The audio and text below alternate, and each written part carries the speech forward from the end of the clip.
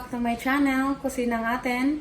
Ang aking lulutuin po ngayon sa episode na to ay pinaka-well known nating ulam na pwede nating pangmatagalan. Ito siya ay, tinatawag natin siya paksiw na bangos.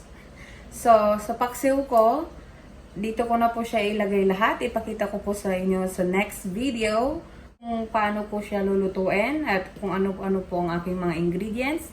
So, tara na! Magluto na tayo!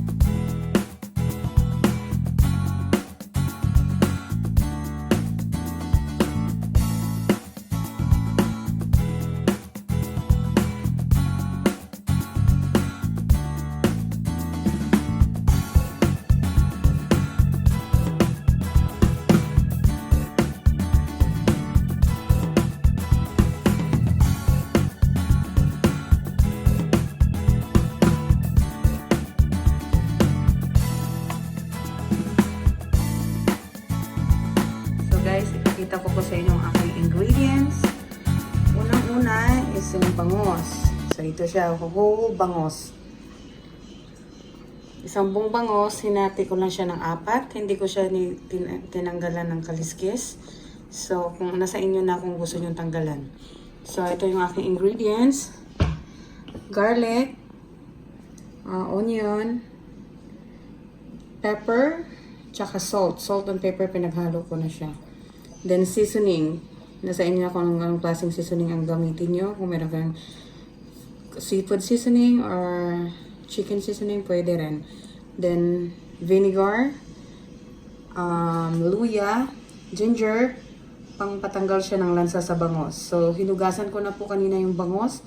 Ipakita ko po sa inyo paano siya tanggalan ng bituka para hindi siya malansa. Then, lagyan ko po siya ng laurel or bay leaves. And of course, lagyan ko siya ng gulay, ang aking talong. Ayun yun na kung pwede rin lagyan siya ng bitter melon kung gusto niyo. So, see you guys. Pagsasamahin na natin siya sa isang pan. So, sa isang pan, pagsasama-samahin na po natin ang lahat ng ingredients. Una is yung onion.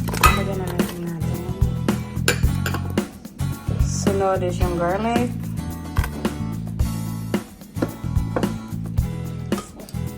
Next is yung ginger, tsaka yung laurel. Tapos, ating seasoning.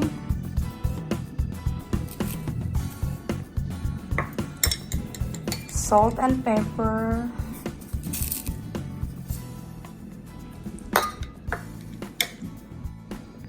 Sa mga 1 cup.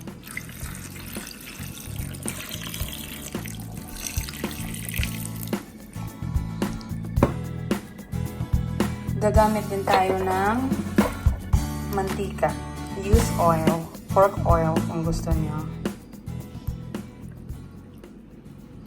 Then, bring to boil.